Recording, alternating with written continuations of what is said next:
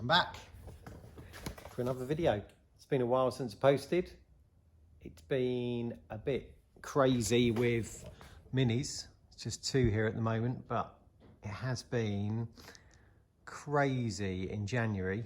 I make supercharger kits for the minis, so that is what I've been doing. And finally they've started to empty out, so it means I get a bit more time to spend on the Ferrari and the Porsche. Haven't really done much on the Ferrari for a while. Need to do all the trimming still, and I've heard back from the LeMans Classic about Scarlett and Maddie's entry, so they're both in that in July. But then there is also the coronavirus, which could be an issue. Let's just stand that there. Because Scarlett has cystic fibrosis, she is more susceptible to that kind of respiratory illness. So I see they've cancelled the Geneva Motor Show and some other sporting events. So hopefully by July it could all be under control and less risk, and that will all go ahead because both Maddie and Scarlett are growing. This is probably going to be the last summer when they're small enough to fit in cars with a roof. I think the next cars I will be making will not have roofs, and they're just going to get bigger. Yeah, the blue Mini here actually that's Maddie's. I got for her and she's driven that. She can reach the pedals on private land, of course. So yeah, it's a bit of a shame because it's kind of like the end of an era that I'm finally realising that there will be no more. Well, if I do make a car with a roof, it'll probably be a real one. I do actually have a DB5 front end up there, and I've got a DB5 Aston Martin, this is, body in pieces, which is all fiberglass up there. I've got the D-Type, which you could build, and also that Cobra. They're both 3/4 scale. But yeah, as they're growing, it's probably, yeah, the last summer that they're going to be able to fit into this and the Porsche that I made. So yeah, hopefully it won't be cancelled and the virus will all be under control and it won't be an issue. Yes, so anyway, back to this. Need to do some more trimming, or some trimming. Hasn't really got anything at the moment apart from the centre console cover. So I've got all the leather for the seats. I need to make a dashboard next, and wiring loom for the lights to get everything ready for that. There is a bizarre loophole that I'm hoping to get onto, where the little Porsche 911 could be road legal for a 14-year-old, which is how old Scarlett is now, to drive on the pavement. But I'll go into that in a different episode. Should be another episode on the engine soon for this, the V12, because so far I've scrapped 2 blocks trying to line bore them. So I'm on my third, and hopefully third time lucky. So there should be an update on the V12 coming in the next 2 or 3 weeks. Anyway, let's get on to this. So one of the issues running over from the last video, I don't know if you meant whether I mentioned it, whether you saw that it wouldn't really pull away very effectively from standstill, and that's been since I've used the VESC. Will that go through there? Let's turn that light off. No. The VESC speed control. That one. Now, since that has gone in, the motor won't pull from standstill very easily. It kind of cogs. Now, it's designed to run with a sensor on the motor, and that motor does not have a sensor, which is something to do with its position and how easily it starts from low RPM. So that's going to have to be changed. So let's just have a look at the old setup I had in this.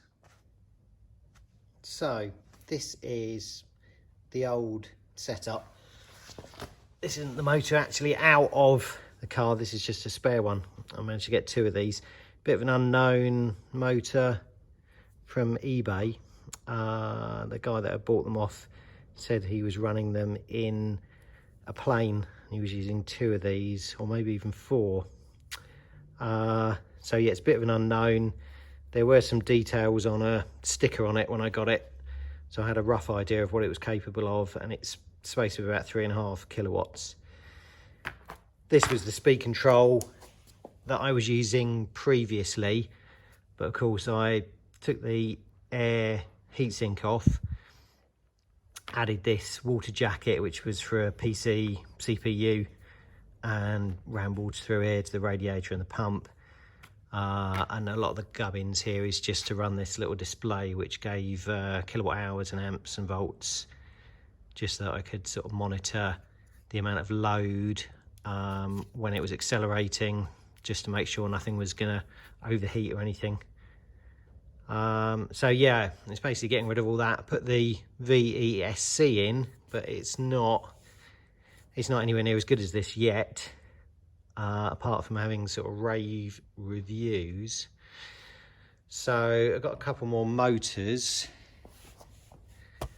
So these are two motors I got again from eBay. This one, I thought I'd get one of these because it goes with the VESC, which is also made by Flipsky or Flipsky. So that's a 6374. It has a sensor, so it should pull from nothing. This was about £80, I think. But it's 190 kV, which, if you don't know much about motors, that's 190 RPM per volt of battery power.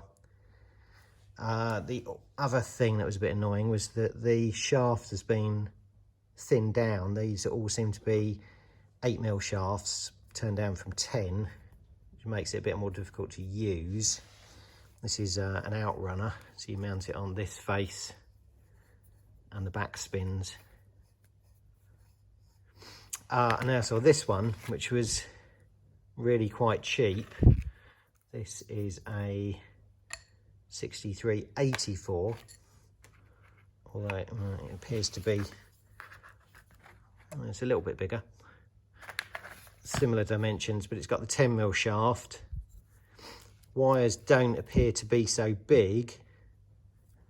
These ones, maybe it's just the insulator, and actually they're not. The wire inside is not actually that big, but these are even less so. That's a 16 wire gauge, and I think they're 12. This is censored. For some reason, one of the wires on the sensor is broken. This red wire, so I have to repair that. But this was about 30, and it's a 120 kV, which makes it a bit more suitable for low torque and keeping the top speed down. I suppose this one, top speed, with the 10-cell battery, it's going to be in the sort of 40 miles an hour. This should be down in the sort of 32, 34. Same sort of mounting, but it should be easier to run because this is the same size shaft as this one.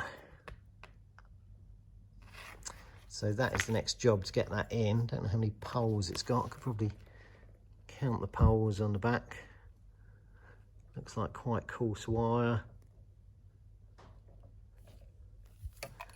So yeah, I think I'm going to run both of these. I can use the VESC software on the laptop when I plug them in and just see how many amps they'll pull, because it does a static test on the motor. So I think this one was pulling a maximum of about 70 amps. So I'll do a test. You can see these wires are a bit thicker, although again that's quite a lot of silicon insulation. Yeah, this was pulling, or the one that's in the car was pulling 70 amps or so, 69 amps. So what I can do is run a test, static test with the PC or laptop with these motors and see what they'll actually do, and then we'll take them over to Brooklands and give them a try and see whether it works better with the sensor, because then it can actually determine where the position of the motor is as it starts to turn. So yeah, that is the plan.